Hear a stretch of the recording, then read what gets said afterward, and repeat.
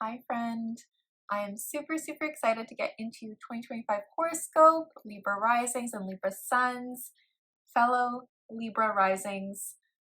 Oh my goodness, as a Libra Rising myself, I've been looking forward to 2025 for a long time, so I'm very excited for us. Now in this horoscope, I'll go into the general area of focus for you in the next year, and I'll leave an extended version down below. So let's start off with the general area of focus for you in 2025. Now, Saturn has been in Pisces for all of 2024, and for you, this could have made you kind of really get serious about your health, your day-to-day routine, and schedule. You could have been really prioritizing, okay, what can I do every day that feels really nourishing for me, that feels really structured as well? What discipline is actually helpful for me to do? And Saturn in the 6th house made you get really serious about boundaries you could have been setting at work, and also any relationship to coworkers, and also any type of creative work you're doing, especially with Saturn in Pisces. You could have also felt like you were getting serious about your spiritual practice daily. This is a huge possibility with Saturn in Pisces because Pisces is such a spiritual, empathetic, intuitive, emotional sign. So for you, you could have got really serious about how you take care of your emotions. What do you have to do every day to feel in a really good place every day in terms of your routine? You could have worked out a lot more during this time. I personally hired a personal fitness trainer because this really helped me understand how to take better care of my body. This is a huge possibility for you too. Or you could have possibly hired a coach or a mentor to help you with the creative work you want to be doing. If you haven't already, this is a really good transit for that. Now, Saturn will stay in Pisces until May 25th, and then it will retrograde back September 1st. So really good to take note of, because still the majority of the year has you focused on these areas of life for you. Now, your relationships, may this be your relationship to yourself and also your one-on-one relationships, was a huge focus for you since 2023. This is going to continue into 2025, yet in different ways. The Aries Libra eclipses were personally impacting you because the South Node was in Libra in your sign, and the North Node in Aries was in your relationship sector.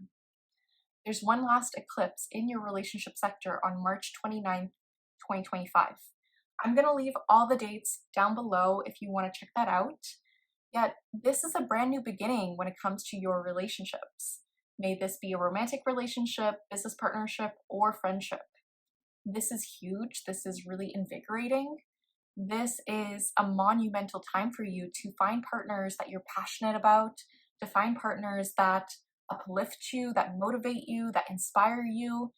With the series of eclipses happening in your sign, and then also Aries for the last 2 years, this was the time for you to purge any versions of yourself that you no longer identify with.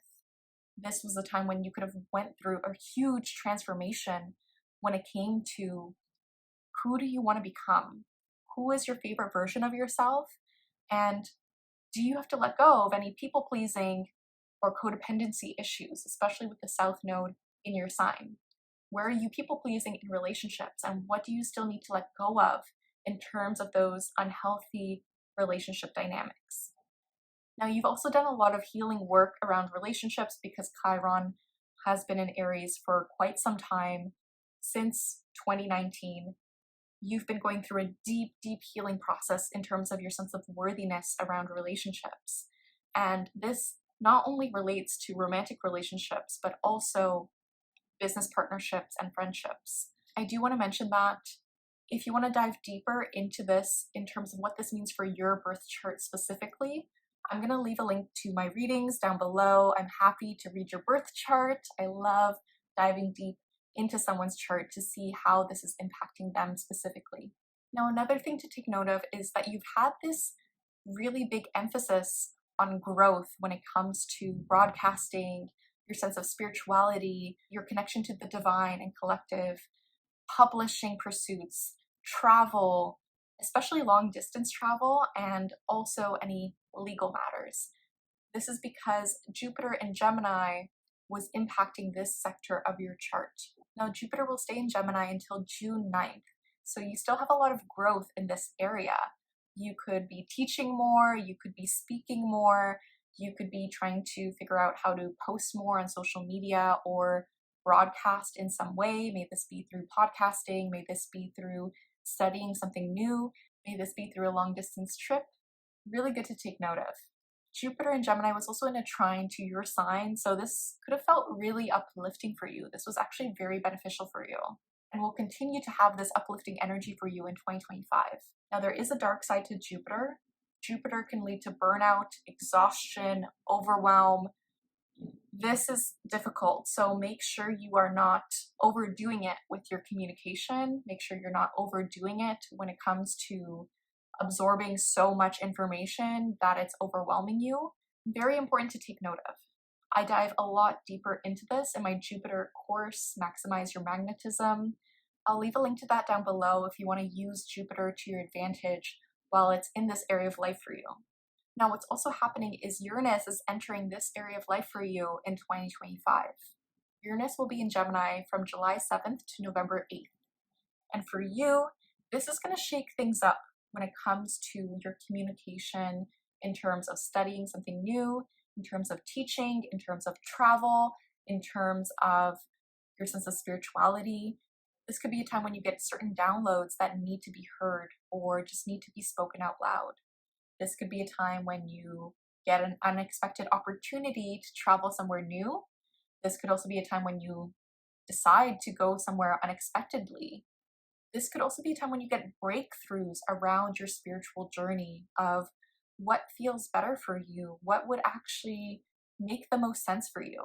This is going to shake up this area of life for you. So you are going to really reinvent what communication looks like for you in terms of broadcasting, in terms of publishing, in terms of higher education. If you're teaching, you could potentially teach something new, something very different. If you're a student, you could potentially learn something different or very, very innovative, very revolutionary. I kind of see this as studying AI potentially, or trying to figure out how to use AI to your advantage. This could also look like going on an unexpected trip with a friend, or a friend invites you to tag along with them on a trip. But the last thing I want to mention in your general area of focus is Pluto is now in Aquarius in your 5th house. So for you, this is going to completely transform how you approach your dating life, how you approach your self-expression, your creativity, how you have fun.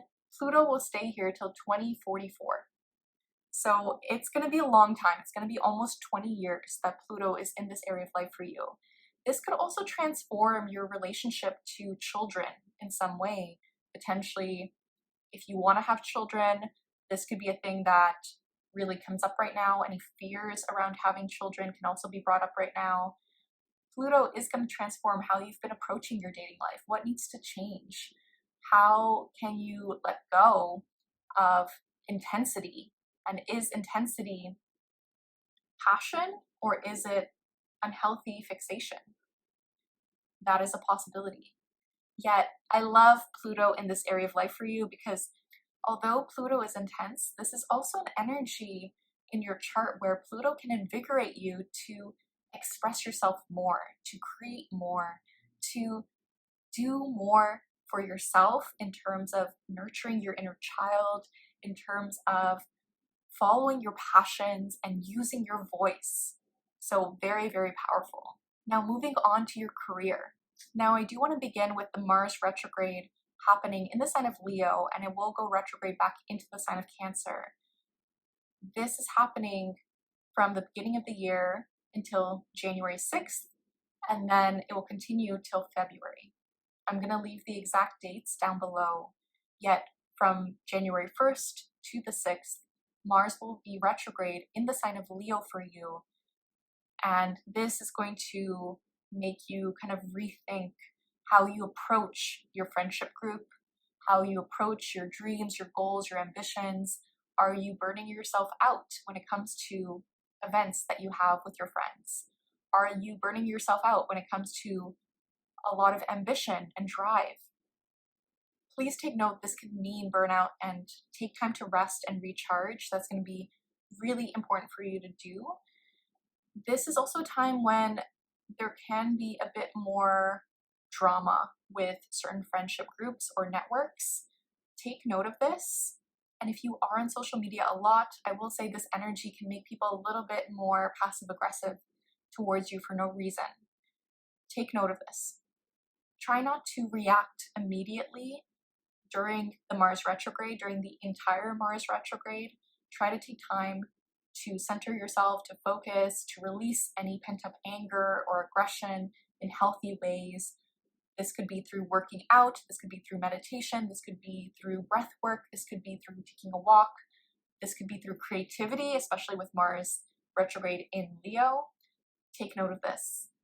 Mars will then go retrograde in your 10th house of career after January 6th. And for you, this is you rethinking how you work and also your relationship to managers or the public. So Mars retrograde in your 10th house is a time for you to really assess, okay, am I putting my energy in the right place? Is this what I want to leave behind in terms of my legacy? Am I helping people in the best way? These are questions you can ask yourself. You can experience some work delays, so please take note of this. This can be a bit more frustrating. Please take note of this, yet just know and remind yourself that you're safe and do what you can to let out any aggression in healthy ways. Now moving on to Jupiter in Gemini and Jupiter in Cancer. Now again, Jupiter will be in Gemini until June 9th, and for you, this is a lot of growth and expansion when it comes to your educational pursuits, when it comes to broadcasting and publishing. For your career, if you have your own business, this could be a time when you launch a course, this could be a time when you launch a podcast, this could be a time when you publish a book, this could be a time when you mentor someone. These are all possibilities. You could potentially travel for work. This is also a great time for that. Yet, I want you to keep this in mind because this is a very, very lovely energy for your career. Now, after June 9th, when Jupiter moves into your 10th house, this is super, super lucky when it comes to being seen, and especially for your empathetic voice, especially for your nurturing energy.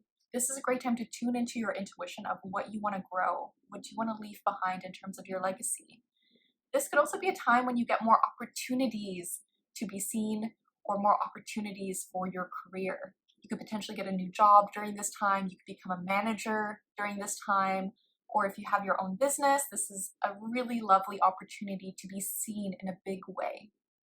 Again, if you want to use the lucky energy of Jupiter and become more magnetic during this time, you could check out my Jupiter course on this because I dive deep into what Jupiter means for your natal Jupiter, but also transiting Jupiter. And this is going to be super impactful for you to do to get those opportunities without the burnout.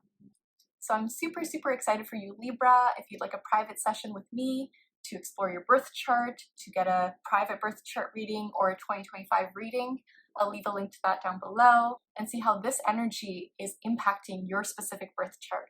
Thank you so much for watching. Just remember, the universe has your back, and with peace and love, take care.